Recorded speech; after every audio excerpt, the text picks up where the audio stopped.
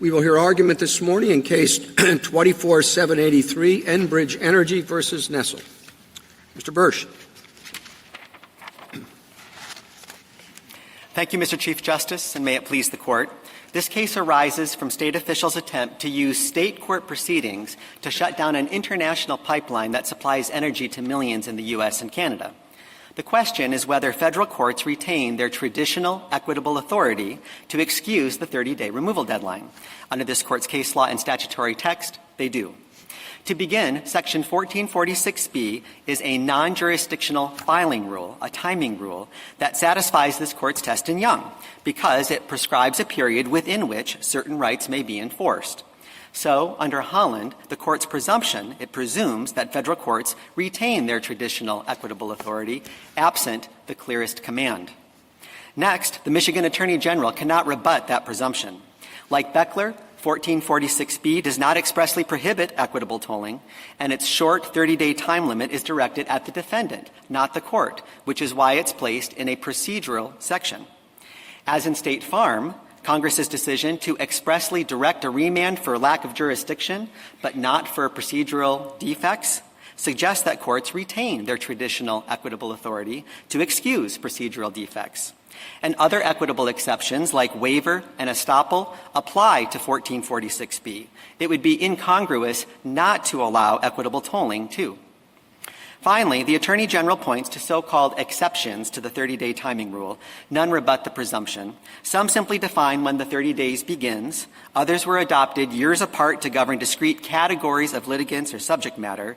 None provide what Holland demands, the clearest command that courts are precluded from exercising their traditional equitable authority.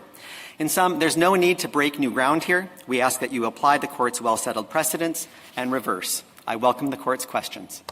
You removed the case against the governor to federal court. We did. Why wasn't this removed? Basically the same case. Well, it was a similar case, but what really changed the ground was that the Canadian government invoked the 1977 Transit Treaty while the governor's case was up on appeal. Was up on removal. And at that point, that's when the federal common law of foreign affairs suddenly burst into force. And it would have made sense for us to remove at that time. However, the state court had already stayed all of its proceedings. Everybody, the Attorney General and Enbridge, assumed that the proceedings would be going forward with the dual federal cases, the original case that Enbridge filed and the governor's removed case. Once the governor dismissed her case and the Attorney General announced that she was going to go back to the state court, we filed our notice of removal within 15 days. So you talked... But it seems to me that if they were going to be paired in that way, you would have removed them in pairs. Because that suggests that they were very much similar. There were similarities, but the Canadian government invoking the treaty really changed what the state court case looked like. I don't think it was clear to anyone that there was necessarily federal jurisdiction at the outset of the state court case that the Attorney General filed. But by the time that the governor the governor terminated the easement and then Canada invoked the treaty, that really changed the lay of the land. Ultimately, however, the court doesn't need to get into any of that. You can do what you did in Beckler, where the law firm clearly dropped the ball, in the court's words, simply decided that equitable tolling applied and then remanded it to the lower courts. So have we applied the presumption in a removal case before? This will be the first time, and I'm glad you brought that up, Justice Thomas, because I think that's one of the linchpins of this case. And I rely on 3 unanimous decisions of this Court why you should apply it here. First, in Lozano, the Court unanimously announced that the statute of limitations concept is a functional one. It's not a strict one, so you don't need to have a claim being cut off. Second, a great example of that is Young, also a unanimous decision. And there the IRS's 3-year look-back period was a statute of limitations because it prescribed a period within which certain rights may be enforced. And that was true even though the statute did not eliminate the IRS's claim, only some of the IRS's mechanisms for enforcement, just like removal. And then finally, the unanimous opinion in Nutraceutical, where again the plaintiff lost their right to an interlocutory appeal of the denial of class certification, but they did not lose their claim. And they could always bring up that class certification issue later after final judgment. And yet the Court looked for clear intent to preclude tolling. Well, there's a different interest involved here. We've obviously had a tendency, for example, in filings recently to put more of a focus on the interests of the plaintiffs and less on the interests of the defendant. But here it's a state, right, that would be suffering to the extent the complaint is allowed to go forward. And isn't the fact that we're dealing with a sovereign in this case cause perhaps the weighing to go in a different direction? Well, thank you, Mr. Chief Justice. To begin, it's not suffering for a state to have to litigate in federal court. But I think what your question goes to, what your question goes to. We'll hear about that shortly. But anyway. What your question goes to is the other side's contention that because of the state-federal dynamic, this federalism dynamic, that perhaps the removal statute should be strictly construed. And I have three responses to that. First, as the chamber brief explains at pages 20 to 21, in Dart and Brewer, this court made clear that it doesn't provide any kind of a strict construction in this context. Second, to the extent that you have, it's only for jurisdiction. Not for procedural matters. And the third thing is that even if you would construe 1446B strictly, they still can't overcome the presumption. And we have this long history of courts having traditional equitable authority. And what we don't want is to assume that Congress wanted to handcuff federal courts so that they couldn't exercise equity. You need a clear command or some other really compelling statement to strip federal courts of that. And that should apply equally to removal as it does in other functional statutes of limitation. I'm having a problem understanding what you're losing, what right you're losing. You call it a right to have a federal court try the case, but I don't know that that's a right. You have a right to have recovery for a loss or a potential loss, and the forum where that right is adjudicated is not lost. You have a forum. You have the state court. None of your remedies, like in some of our other cases, would be lost forever. None of your claims or defenses would be lost forever. Canada can file whatever it filed in the federal action in the state action. I've always thought of a statute of limitations as something where you're losing a part of your recovery, a part of your claim. But this is no loss of claim. Well, Justice Sotomayor, that's why Lozano makes clear that this is a functional test and why you crossed that Rubicon of having to lose a claim. But in both. Tell me what the function is, meaning in Lozano, the question was, did the parent, and we said no, that even though the parent didn't get automatic return of the child, it still got circumstances in which the child wouldn't be returned. If it's non-functional, I still don't understand what right to your claim you have lost. Right. That's why I point you to Young and also your opinion in nutraceutical, because in those cases, too, no one lost a claim. In nutraceutical, there was no right to interlocutory appeal other than that granted by rule, and yet the court looked for a clear intent wait a minute. to preclude tolling. That's a right to have someone hear the case. So right. You're losing that, all right? But here, there is a court, whether it's the state court or the federal court, there is a forum for your claim. Yes, but in nutraceutical, you still had the ability to have an appeal at the end of final judgment. You were just losing a mechanism to enforce your arguments in the same way that we're losing our right to removal. And it was the same thing with the IRS in Young. They didn't lose their ability to go after the person who failed to pay taxes. They simply lost the mechanisms of being able to invoke non-dischargeability and priority. But they could overcome those by, for example, alleging fraud as a way to get around dischargeability, or maybe the priority wouldn't have affected them actually being able to recover. So this court in both of those cases was very generous, really capacious in recognizing lower courts' equitable authority, and I think that's why most recently in Haro, the 2024 case, which also involved appeals, the court said the presumption applies to non-jurisdictional timing rules, and this case fits exactly within that. Thank So you. are you saying that this particular deadline is functionally a statute of limitations, or are you saying it doesn't matter whether it's functionally a statute of limitations for the purpose of our analysis?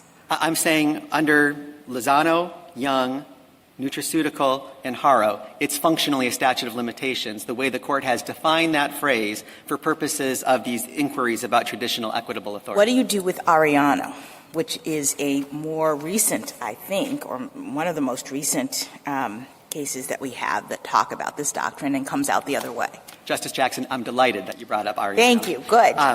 You start with the fact that there were 16 reticulated exceptions there, some of which included equitable tolling type language. But here's the important thing about Ariano. It was the text.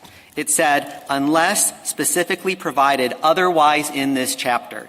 That is the clearest command that Holland requires. And what the court said was that that was a textual hook, quote, indicating that Congress enumerated an exhaustive list of exceptions with each confined to its specific terms. We don't have anything like that in the removal statute, anything like that in the IRS statute. I understand, but isn't that a sort of a little bit later in the analysis? I mean, I started you with the question of, is this functionally a statute of limitations? Because I'm just trying to get that pinned down. Yes. I think in Ariano, it may have functioned as that, but then we looked at the statute and we said, the way this Congress has set this up, we understand it not to want any additional equitable considerations, so yes. We're not going to consider it. I think I'm sort of at the first step with you, which is what is happening here in light of what Justice Sotomayor and others have said, really like a statute of limitations. You're not losing the rights in the same way. It seems like we're just shifting forums here. So on the very kind of threshold consideration of does this function as a statute of limitations, I'm struggling yes. to see why it does. So in Ariano, I don't think the court decided that question. Okay. Whether that was a statute of limitations. It just assumed that the presumption applied, and then it found that clear command that I just quoted to you. All right. So why should we end, assume that the presumption applies here? Because the functional test that Young adopts and that Lozano then recognizes is that a statute of limitations, for purposes of this inquiry, whether a presumption of traditional equitable authority applies, is whether the statute prescribes a period within which certain rights may be enforced. And so in Young, you didn't lose a claim, you simply lost some process enforcement rights, non-dischargeability and priority. In nutraceutical, you didn't lose any rights, you didn't lose any claim, you simply lost the right to an interlocutory appeal. All right, so let's move to the Ariano test. If we assume, as Ariano did, that this functions as a statute of limitations, why should we look at this statute and believe that Congress wanted other equitable tolling considerations to work here? Well, the baseline is that Holland says you need the clearest command to rebut the presumption. So now burden of proof shifts to the Attorney General. And incidentally, the Sixth Circuit did apply the presumption below, and so they're actually the appellant on that as well. And so you look at the statute, and I start with our affirmative case, which is Beckler, just like the statute in Beckler. 1446B does not expressly prohibit equitable tolling. It's got the short 30-day time deadline, and it's directed at the defendant, not at the court. It speaks to removal procedures, not the court's authority. And then you have this curious thing where in 1447C, you have to remand if there is a lack of jurisdiction. But the statute doesn't say that you have to remand for a lack of procedural defects. So, for example, it's not uncommon that someone who doesn't remove very often may get their notice of removal in within 30 days, but they'll forget to attach a copy of all the state court pleadings, which 1446 Isn't the also broader requires. Point that because there were these kinds of exceptions in the statute, Congress was thinking about this, they covered it, and who are we now to believe that other things should be taken into account on this equitable basis? But we start with the ground rule assumption that the court maintains its equitable authority. And so when we look at the exceptions, now we have to ask whether Congress was clearly commanding. Like, did Congress intend to handcuff You federal don't see courts? that as starting with the answer in this case. I mean, you say the ground rule is that you retain the equitable authority, but the issue here is whether has it been clearly rebutted? Do we have the clearest command? I see. Okay. And so if we start walking down what they call the exceptions, 1446B2B, 1446B3, those are just telling you when the 30 days accrues. If you have multiple defendants, it doesn't accrue until each defendant is served. If you've got a complaint that's not initially removable, it accrues when it becomes removable, as in this case with the treaty. Then you start looking at the things that they point to elsewhere. It's notable that in the red brief, they only spend one page on how the text provides the clearest command, and all the rest of it are exceptions that are elsewhere. And the problem with those is that those involve distinct litigants and distinct subject matter. They don't provide that clearest command. And I would add that those exceptions that they point to, some of them make relief even broader than what equity would provide. So, for example, for suits against members of the armed forces, this is 1442 small a, you can allow removal at any time. That's not an equitable exception. That's just completely blowing up the 30-day removal period. In 1441 sub E, the multi-party, multi-forum jurisdiction provision, it's at a later time with leave of court. And so Congress created some incredibly non-equitable, capacious exceptions in these other sections. None of those suggest that Congress meant to handcuff courts and their traditional equitable authority. Mr. Birch, can I ask you this? I understand that you and your amici allege that the state engaged in some procedural moves at a certain point that were inequitable. But was the Attorney General's suit removable when it was filed and for the 30 days following the filing of the suit? That's a very difficult question that the parties had trouble answering from the outset and probably continue to have trouble answering today. That's the kind of thing that we would encourage the Sixth Circuit to decide on remand, as you did in Beckler and also in Haro, sending back that hard question. All we're asking you to do is to declare that the presumption applies, that it hasn't been rebutted by the clearest command, and to reverse. I mean, it could be an opinion that's 160 pages less than the tariffs opinion last week.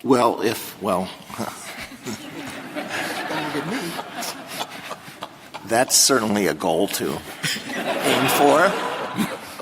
I felt very left out in the tariffs case. Justice Sotomayor didn't write, and I didn't write opinions. But if maybe we'll have a chance here.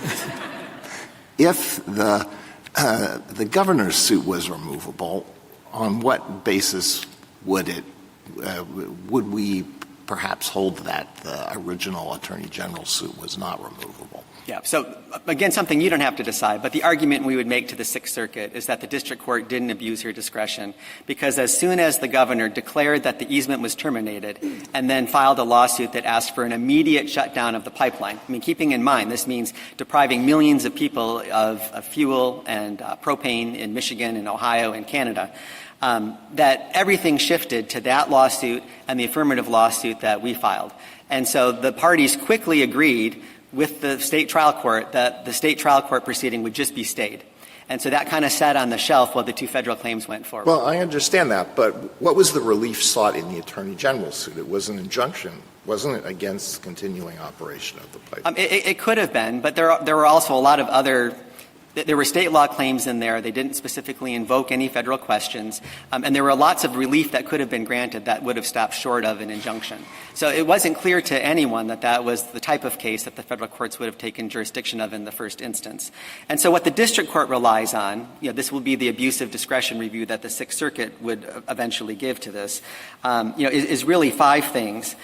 She says that the dispute is best heard in federal forum when you're involving literally, the ability to cook and provide heat to millions of people. Second, that there was the gamesmanship that the AG engaged in. Third, you have this race to judgment between the state and federal courts, which federal courts don't want. You've got the national and international implications of now the treaty, which has now come into force by the time she rules on the governor's removal action. And then finally, unusually in this case, the state court hadn't done anything. Here we are 7 years later, and the state court has not issued any merit rulings, not any discovery rulings. So if the concern is that somehow maintaining the federal court's traditional equitable authority is going to open the barn door, that's not going to happen. This is kind of a unicorn case. And that's why you can see in the 11th and 5th Circuit, which have had this rule for more than 40 years and more than 35 years respectively, you're not seeing a flood of people coming in and succeeding on equitable tolling or equitable arguments. Can I ask about that, Mr. Birch? Yes. So how would that be policed effectively at the appellate level? I mean, if it's all going to be done, equitable tolling at the beginning, by a district court judge, probably not going to certify that, not going to be ever really an opportunity to have appellate review in a way that would create rules and uniformity? Well, to start, there really hasn't been a need to do that, because if you look at the district court decisions in the Fifth and the 11th Circuits after the rule was established, in the mine run case, they're just simply denied because the court doesn't think that equitable factors have been satisfied.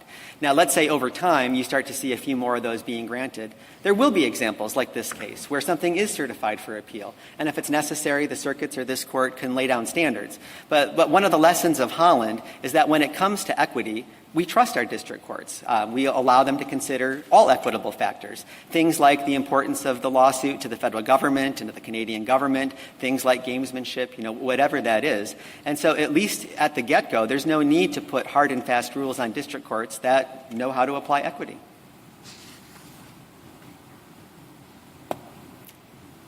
Thank you, counsel. Thank you. Ms. Sherman? I'm sorry. Oh, well, okay. Do you have any further? Do you have a question? Yes. Yeah, I'm sorry. Why don't you get back there? I was Jumping the gun. And I'm glad that the Chief will exercise his traditional equitable authority to allow you to ask this important question. Justice Thomas? Further? Justice Alito? Justice Sotomayor? Isn't fraud an equitable ground for tolling? It can be, yes, absolutely. Yes. And for causes can also be equitable ground for tolling? What was the word, causes? Causes. Oh, sure, yeah. Okay. So why did Congress bother writing those exceptions into the statute? They wrote those into other portions of the statute. 13, 14, the prod, yes. I'm sorry, yes, in the 1446C. diversity one is under 1446C, but even why bother writing a separate one?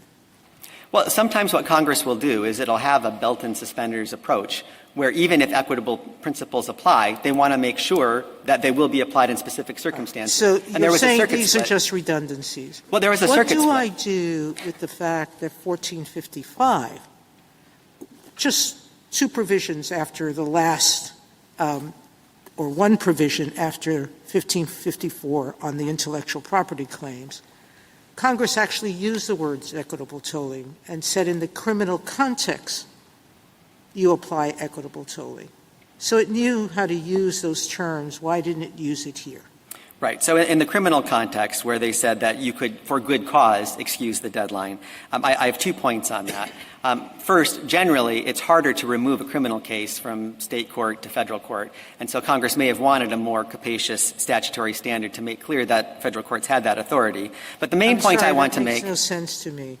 If it's capacious, why not just leave it alone in 1446? Why not apply it there? Well, the main point that I want to make is that when Congress adopted the good cause standard for criminal things and didn't do it for the rest of it, there are two inferences you could draw from that. One would be Congress didn't want equity. The other one would be that Congress assumed that equitable exceptions applied, and it didn't need to amend 1446 to do the same thing that it was doing in 1455. And when you have competing inferences — But it needed to add fraud as an exception to removal within 30 days, and needed to add it with respect to intellectual property? Yeah, so just let me finish my answer and then walk through each one of those. So when you have these competing inferences, what did Congress mean? Did it intend to exclude equity or intend to include equity? Competing inferences are not the clearest command to cut off courts' traditional equity. No, but I find so that's there. So with respect to intellectual property, Congress was setting aside a separate area of subject matter jurisdiction and giving it separate rules. I mean, that's why in all of these elsewhere things, we're talking about pure structure now, not text, Congress cross-references 1446B to make it clear that it doesn't apply, that you've got literally different sets of rules depending on subject matter and party. So as for the fraud exception, there was a split among the lower federal courts about whether fraud was an equitable reason that courts could grant tolling. And so Congress resolved that split. And what it did is it made the fraud exception, and then on top of that, it made the 1 year limit. But None of that provides the clearest command that Congress intended to handcuff, again, restrain federal courts from exercising their traditional equitable authority in all other cases. That was simply solving a lower court problem, Justice Sotomayor. Thank you. Justice Kagan? I mean, I suppose the question, Mr. Bursch, is whether these provisions taken as a whole don't do the same thing effectively as the Arellano provisions do. And obviously they're not to that extent. There are not very many statutes with like 16 different exceptions, so it's a little bit harder than Arellano. But whether the same principle basically applies, that there is enough reference to equitable consideration in different parts of the statute that it suggests that Congress did not have in mind the thought that equity would underlie the whole thing.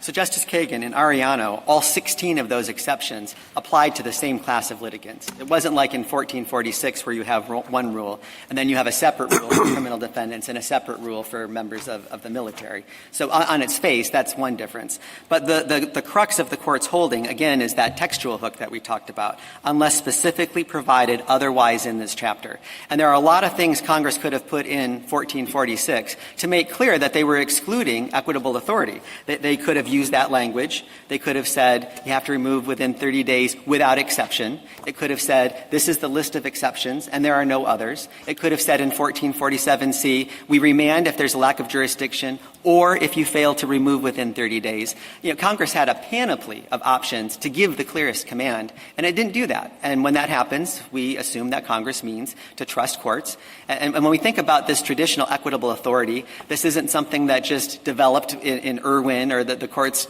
tolling cases. You know, this goes all the way back to before the statute was even passed. This Court's Porter decision from 1946 says unless a statute restricts a court's equitable authority with a clear command, then equitable principles apply with full force. That was 3 years before 1446B was passed. Congress trusts courts to get equity right, and this Court can trust district courts to get equity right. Justice Gorsuch? Why do you want to be in federal court? That's a great question. We have 4 reasons, 2 generally speaking and 2 specific to this case. The 2 general, the first is I can't do better than Paul Clement last month, quoting Daniel Webster in response to a similar question. There's value in having your case litigated in a forum that respects the federal authority. We agree with that. In addition, this case here is important because federal courts are uniquely qualified to decide federal common law of foreign affairs issues. That's just not something state courts deal with very often. The 2 specific reasons that we have is that typically there are no interlocutory appeals from the state courts to this court, except for very narrow exceptions. And if the Michigan Supreme Court were to uphold a preliminary injunction, a non-final order that shut down the pipeline, took away half of the fuel for the Detroit airport, resulted in no propane for heating for the entire Upper Peninsula of Michigan and 2/3 of the residents in the Lower Peninsula. Those are the types of things that we would want a federal court to be able to weigh in, and we wouldn't be able to do that at an interlocutory stage. And then finally, because Enbridge has its own affirmative lawsuit against the governor in federal court, and it's acknowledged to have subject matter jurisdiction, as Judge Neff talked about in her orders, that creates this race to judgment instead of a single consolidated action. And that's one of the reasons why she did not abuse her discretion when she allowed the Attorney General's case to be removed. Are you concerned that you would not get a fair shake in state court? I'm not impugning. And if so, what's the basis for that? Yeah, I'm not impugning the state courts at all, but I'm guessing that the Michigan state courts have not dealt very often with the federal common law of foreign affairs jurisdiction. That's something that's uniquely situated to the federal system. And then, again, you have this race to judgment problem. It doesn't come up that often in regular federal district court litigation either. Certainly it does more often than state court litigation. I'm guessing that from time to time at least, federal courts deal with issues involving the United States and foreign sovereigns. And that's one of the really unique things about this case, which makes the exercise of equity especially crucial, as the district court recognized. Thank you. Justice Jackson? I'm sorry, Justice Barrett. Justice Jackson. So just to follow up on Justice Kavanaugh's question, knowing the various benefits of removal as you've articulated them, and maybe you said this earlier and I missed it, why didn't you remove at the same time as you removed the governor's case? Because it wasn't clear at the outset of the Attorney General's case. When the governor filed her... It wasn't clear that she had a case? Or It wasn't clear that there was federal jurisdiction at that time. What happened when the governor filed her case, that was the first of two things that really changed the landscape. She terminated the easement. So now we're trespassers in her mind. She's wrong about that, but that was her view. And second, she's asking for an immediate shutdown order with her lawsuit. And so at that point, everybody's attention shifts, once we remove it, away from the state court and to the federal court. We're proceeding with those things. The state court case is put on ice. And then Canada invokes its treaty. And that's what brings the federal foreign affairs, or the federal common law of foreign affairs. You say put on ice. I'm sorry. Was it stayed by? It was stayed. It was yes. stayed. All right. With the consent of both parties. Like, no one thought anything was going to be happening in the state court until the governor loses her remand motion. The governor dismisses her lawsuit, and the Attorney General signals in a press conference or a press release that they're going to go back to the state court judge. And that's when we acted within 15 days. But we need the equity to bridge that gap between the 72 days between when Canada invoked the treaty and when we finally removed, in order to keep that case in federal court. Thank you. But again, you don't need to resolve any of those issues in this case. That's all appropriate for the Sixth Circuit on remand. Thank you. Thank you, counsel. Ms. Sherman? Mr. Chief Justice, and may it please the Court. Having missed Congress's express mandatory 30-day removal deadline by over 2 years, Enbridge seeks an atextual escape hatch. This Court should reject that effort for two reasons. First, the presumption of equitable tolling does not apply. The presumption is justified by a historical tradition specific to statutes of limitations, which set a deadline by which legal remedies must be pursued or are lost. The history and function of the removal deadline are different. The deadline serves not to protect defendants from stale claims, but to efficiently settle which of two courts will decide the merits of a case. This allocation of judicial power is a task for Congress, not courts, which is why the traditional practice in the removal context has always been strict enforcement, not equitable tolling. Second, even assuming the presumption applies, it is overcome here. Congress created at least 6 explicit exceptions to the 30-day deadline, many of which already reflect equitable concerns, and some of which specifically authorize courts to extend the deadline for cause. This comprehensive scheme shows that Congress did not authorize courts to create their own exceptions. Enforcing the rules that Congress has set honors its choice to prioritize efficiency and does not have the harsh consequence of depriving defendants of their day in court. All told, Enbridge's approach disregards the statute's text, structure, and history, and would inject messy, fact-bound questions into a forum selection process that Congress intended to be short and predictable. I welcome the Court's questions. What do you see as the difference between the removal time limits and the statute of limitations? There's a huge difference. This Court in Lozano talked about the functional test for statute of limitations. The removal deadline doesn't mean any aspect of that test. It's not establishing a period of time with which a claimant must bring a claim. It doesn't foster the elimination of stale claims. It doesn't provide any certainty about a plaintiff's opportunity for recovery and defendant's potential liabilities. And when we talk about a statute of limitations in the and a presumption of statute of limitations, the reason it's important there is because we are trying to get at what Congress intended.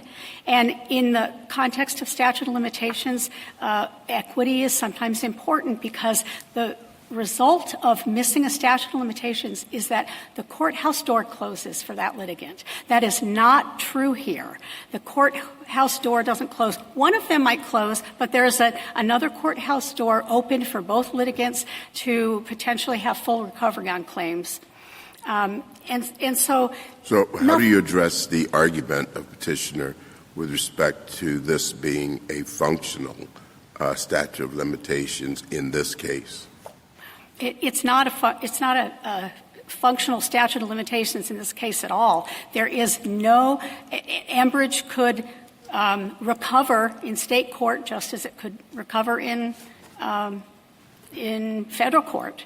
And a presumption of statute of limitations doesn't do any work here, because the whole tradition of equitable tolling for statute of limitations is a different tradition than the unique tradition here for the removal process. In the removal deadline, the whole removal process is a creature of statute. It is not a creature of common law, and only Congress can set limits on when a case is going to be taken from one sovereign, the state court, and removed to another sovereign, the federal court. Do you think there are any grounds on which equity would allow a district court to excuse noncompliance with a 30-day removal deadline other than the exceptions that are set out in the statute? Are there any non-statutory equitable exceptions to the 30-day rule? It's possible that there could be some estoppel. There cannot be equitable tolling. It's possible there could be estoppel, but that isn't an issue here. It's not an issue that Enbridge has raised for good reason. If estoppel would permit removal after the 30-day period on equitable grounds, then that does seem to say that we have to look beyond the statutory text and see whether what is alleged here might possibly qualify. This Court has said that equitable tolling and estoppel are distinct doctrines. It said that in Beggarly. And this Court has typically deferred, as it did in Arellano, the question of estoppel because especially if it's not raised in a case. It was not raised here. It hasn't been briefed before this Court. And it's hard to see that equitable estoppel No, I'm not suggesting that this is a case in which equitable estoppel would excuse noncompliance. I'm just asking whether you have to agree, if you recognize that equitable estoppel might excuse the late filing of removal, that equity might possibly extend further to other comparably egregious situations. I'm not suggesting that equitable estoppel would apply. I don't think it would apply to this removal statute. And the reason I say that, I just bring it up as it's not something the Court has considered. It's a separate question. I don't think it would apply here. And I say that because there is so much there are so many equitable considerations that are already built into this statute that this Court might well decide if estoppel was briefed and before this Court that it didn't apply. All right. Well, thank you. Let me ask you one other question, at least for now, and that is, I would be interested in your response to the arguments that are made by some of the amici about the consequences for U.S.-Canadian relations if the state court orders that operation of the pipeline be terminated. Those are spelled out in the West Virginia brief. They're pretty severe. And Mr. Bursch made the point that if this proceeds in state court and the state court issues a preliminary injunction against continued operation of the pipeline, it could be a long time before the issue could be, this issue involving treaty rights, which is a federal question, could be reviewed here. So what would you don't really address that, so what would you say to that? When Congress wants a kind of case or a kind of issue to be decided in federal court, it mandates exclusive jurisdiction. And otherwise, state courts have concurrent jurisdiction. They have reserve power under the Constitution to adjudicate cases in their own courts. This is a state official, state claims filed in a state court. Congress, when they set up the removal process... So the answer is it's just too bad. And maybe that's the answer. Sometimes the law produces consequences that are not desirable. But what we're told, this is in the West Virginia brief, they're quoting Canadian source. Shutting down Line 5 would result in a massive shortage of gas, diesel, and jet fuel in both Ontario and Quebec, not to mention end thousands of Canadian jobs. A special committee of the Canadian Parliament concluded that Line 5 shutdown could reduce safety, create shortages of various energy products on both sides of the border, et cetera, et cetera. The state's position is that these are state law claims. None of those considerations are at play here because we trust state courts to adjudicate issues, to even federal questions. They've been doing that since the founding, and we trust them to do that with this court's backstop. If something goes really awry in a state court and it's an important matter of federal treaty, it hasn't been given exclusive jurisdiction in the district court, this court can review that and can fix that. But we trust state courts to do their job and to have concurrent jurisdiction. And one of the reasons there has been a tradition of strict enforcement of the removal deadline here is out of respect for state courts. And this court had said over and over in a long line of cases from Babbitt versus Clark on that when the is missed, remand is necessary. And this court has said that strict procedures, the statutory procedures for removal are to be strictly construed. Counsel, the state court action here has been stayed for most of its existence. We now have a separate federal action. In that case, the district court recently granted summary judgment to Enbridge, finding that the attempt to revoke the easement was preempted by federal law, correct? Yes. So if we affirm the Sixth Circuit that that will result in litigation in both state and federal court, correct? The way that stands now is that there has been an adverse judgment in a federal district court, including rejection. If we reverse the Sixth Circuit, I misspoke. Yes. Then there'd be two actions, a federal and a state. Yes, the governor has so filed. Wouldn't it avoid waste to have these two actions proceed together in the same court? The Attorney General and the governor has always been concerned about these two, about cases being not on the same track. The Attorney General and the governor. Right. So assume you win here. Could you represent, or are you willing to represent, that on remand you will ask the state court to continue to stay this action until the federal action finishes? There has already been a stay of. I've asked you a very different question. If you were to win here, are you willing to commit that you will ask the state court to continue its stay pending resolution of the federal action?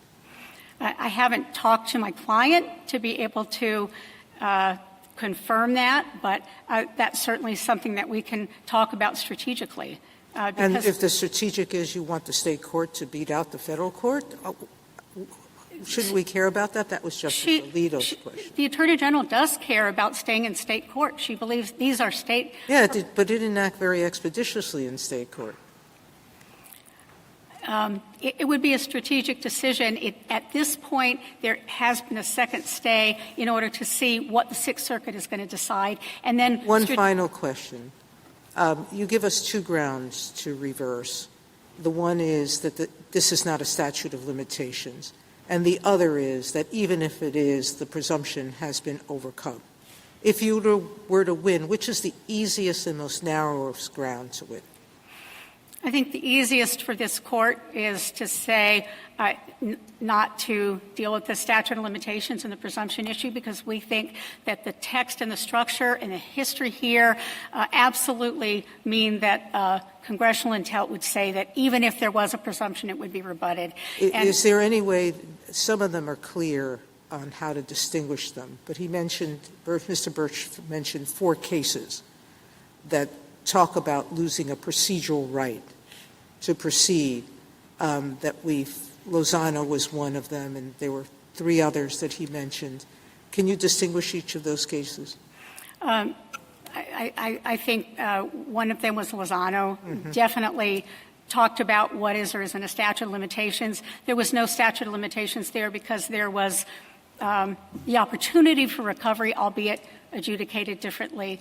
I believe another one of the cases was Young, and there the court said it was a statute of limitations. It was, albeit a limited one, but the rights that were at issue in Young were priority and non-dischargeability. And those are procedural rights that were connected to a recovery and would have been lost. And the court did recognize the reason it was limited is because there were some equitable abilities to recover. Nevertheless, those very, very important rights for the United States would have been lost. How about the tax case? Beckler was a statute of limitations. There was just one exception. Beckler was also a case that was steeped in equity. It was about the collection due process hearings for state court for a particular kind of case where the tax court was going to be levying property. And that really mattered there because that was a context that was very friendly to the lay filer. But in both— Thank you, counsel. Haven't, though, General, we been pretty generous in terms of what we call functionally a statute of limitations? I mean, take the Beckler case that you ended on, which was just an appeals deadline. You know, I bet if you put 10 lawyers in a room and said, is an appeals deadline a statute of limitations, they would kind of stare at you funny. You know, what it is, it's a deadline. I mean, a statute of limitations is also a deadline, but we don't typically think of every deadline like an appeals deadline as a statute of limitations. But we've been willing to call it that just because it's a deadline, and if you don't meet the deadline, consequential things matter. Consequential things happen. And so too here. This is a deadline, and if you don't meet the deadline, consequential things happen. Now, in this case, it's the loss of a forum rather than the loss of a claim. But I guess when we're being quite as generous and quite as functional, if you will, as we have been in this area, it doesn't seem to me obvious why we shouldn't say that this isn't functionally a statute of limitations too.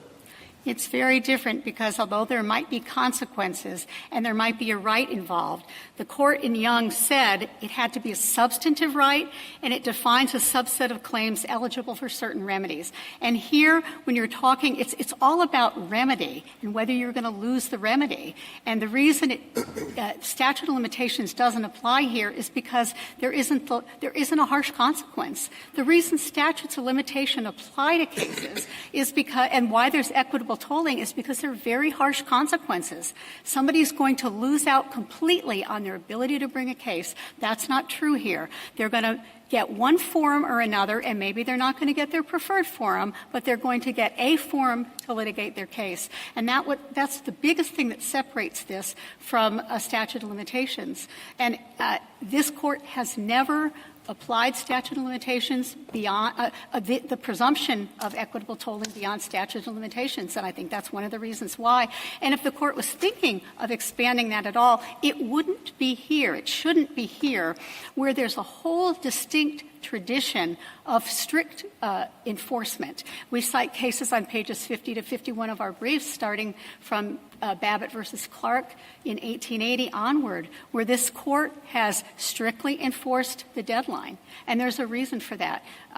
Counsel, can I ask you about that context? Because I actually kind of hear you making a slightly different argument. And it is, yes, the court has said that when these rules function as a statute of limitations, the presumption applies. But based on your original analysis or your original statement and what you say in the brief, I almost hear you suggesting that whether or not this functions as a statute of limitations, the presumption shouldn't apply because this is the removal context.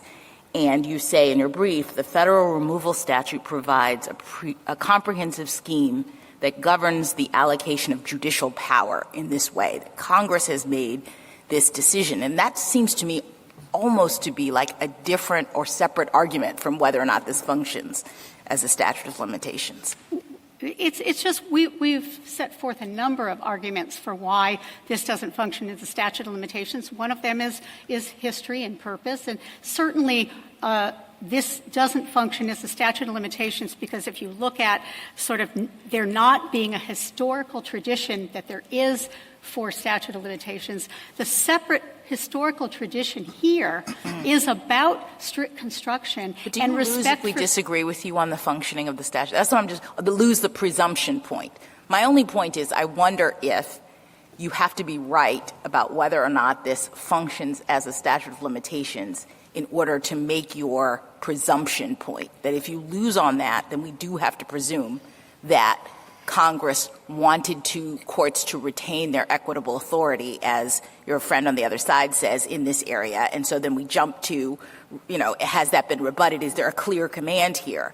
But I kind of hear you suggesting, and I don't know whether this is right or wrong, I just want to put it out there. I kind of hear you suggesting that in the removal context, even if we look at a statute that relates to removal and we say, boy, this kind of functions like a statute of limitations, there are good reasons to believe why we shouldn't presume that nonetheless Congress intended for this to be an area where courts retain their equitable authority. Yeah, no, I would say the reverse is true. Okay, tell me. Yes, if I would say that this whole context of transferring jurisdiction from one sovereign to another counsels for there not to be equitable tolling. That's what I'm saying. Yes. What I'm saying is regardless, we look at this statute and we might go, oh, yes, this looks like the rights are being transferred. It looks like a statute of limitations. But does that necessarily mean that we should presume that Congress intended for equitable tolling to arise in this situation? And you're saying, regardless of how it functions in this situation, we should not presume that Congress wanted courts to have equitable authority because this is a removal context, and that's like a special thing. Even if this Court thought it was a statute of limitations, in this context, that would butt up against strict construction canons. I also would disagree with my friend at opposing counsel that this test is a clearest command test. There is not a clear statement test here. The test is the test that this Court has articulated in Ariano, and that is we're looking at congressional intent. Is there reason to believe that Congress didn't want equitable tolling? And everything here from the text, the structure, the history and the purpose strongly suggests that Congress would not have wanted tolling. We haven't talked a lot today about the exceptions, but when you look at the clear mandatory language, shall file in 30 days, and that's supported by a very comprehensive scheme that has at least 6 exceptions, and those exceptions are interrelated. They're the default deadline of 30 days is repeated multiple times, similar to in Brokamp. And similar to in Ariano, you have these many exceptions that are taking a situation outside of the default rule. Can I ask a question about state courts? I certainly appreciate and agree with your respect for state courts. Is there some particular reason you want to be in state court in this case? Yes, because this is a state official, state law claims, and those state law claims have to do with the primary claim in the Attorney General's case is public trust and whether the easement is violating a public trust doctrine. These are state lands and state bottomlands in the Straits of Mackinac. And those are reasons why the Attorney General wants this in state court. Congress has given the parties the choice of forum, and they gave plaintiff the first choice of forum. She was the plaintiff. She chose the state forum. Congress also gives defendants the opportunity to choose a federal forum. And if this had been a case where Enbridge looked at it and said, boy, there's a lot of really, important issues here. We don't think this is state law, and we ought to have this in federal court. They should have removed timely. They missed every opportunity to remove timely. Can you respond to the point that your opposing counsel made about foreign affairs issues or the foreign? You heard that? Yes. The whole foreign affairs area is not an area where Congress said federal courts have exclusive jurisdiction. So again, we trust state courts to decide big, important federal cases. And even if this turns out to be not a case about state law claims, but somehow, a case about a treaty, we trust the state court to do it with this court as a backdrop. Thank you. Justice Thomas, further? Justice Alito? Did the Attorney General represent the governor in the governor's suit? The Department of Attorney General represents the governor not in the governor's suit, which we do often. And that, sometimes the Attorney General will take one position and somebody in the Department of Attorney General will represent a separate side of an issue. Why was a separate suit brought?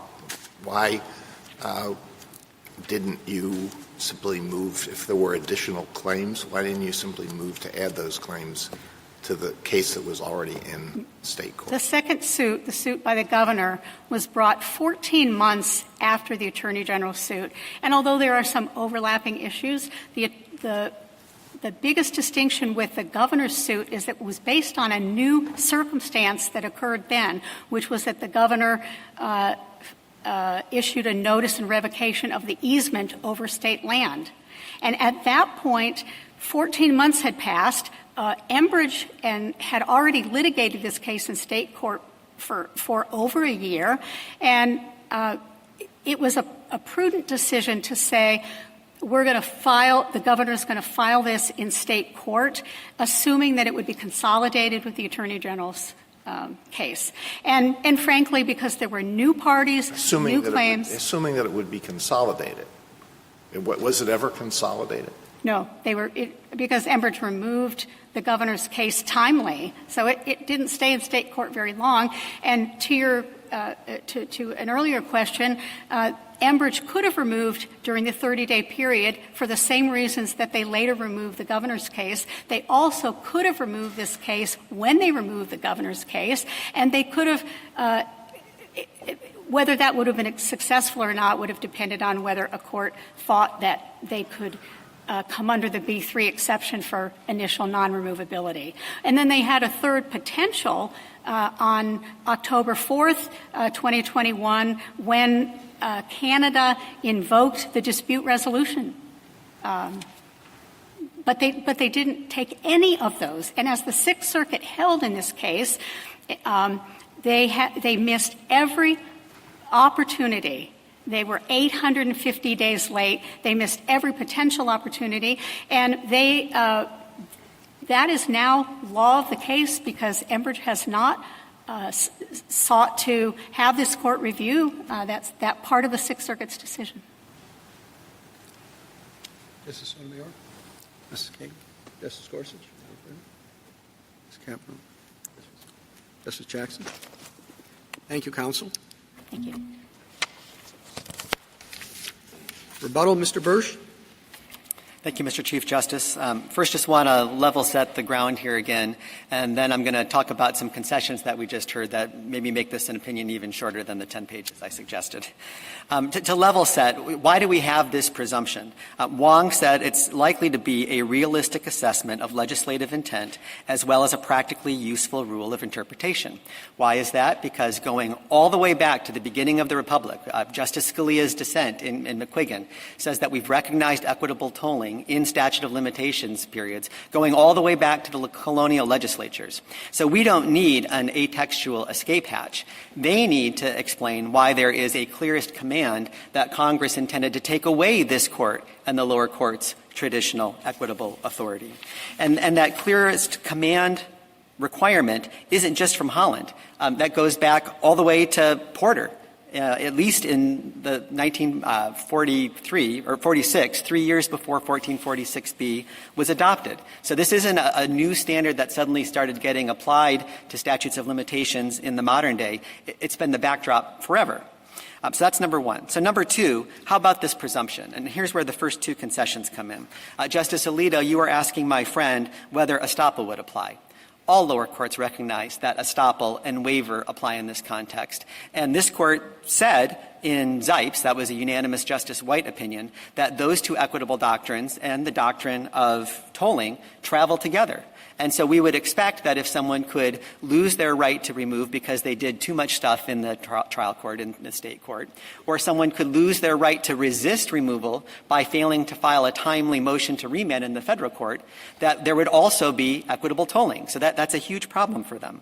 And then second concession, Justice Sotomayor, when you were asking about whether the presumption would apply, is this a statute of limitations, and she was talking about Young. And she admitted that in Young we were talking about procedural rights, not substantive rights. When you're talking about something like non-dischargeability and priority, those are simply mechanisms to get you to the final judgment. The IRS did not lose its claim to go and get back taxes. It simply had a different burden that it had to satisfy. And the same thing is true here.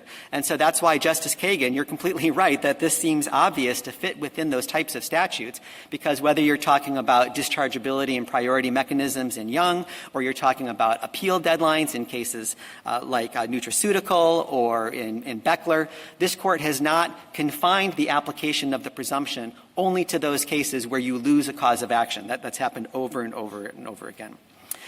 Third point I want to make is about this strict construction because of the federalism. I mentioned this briefly, but the two cases that they most rely on, Syngenta and Shamrock Oil, those both strictly construed jurisdiction. And of course, we have to strictly construe federal subject matter jurisdiction when you're talking about state courts' interests. In the first case, it was whether the All Writs Act would provide subject matter jurisdiction to remove. The court said no. Shamrock Oil, it was whether the amount alleged in a counterclaim could count towards the diversity limit, and the court said no. But when you're talking about mere procedural things, there is no strict construction, and there is no construction of this statute that provides that clear rebuttal of the general equitable authority that courts have.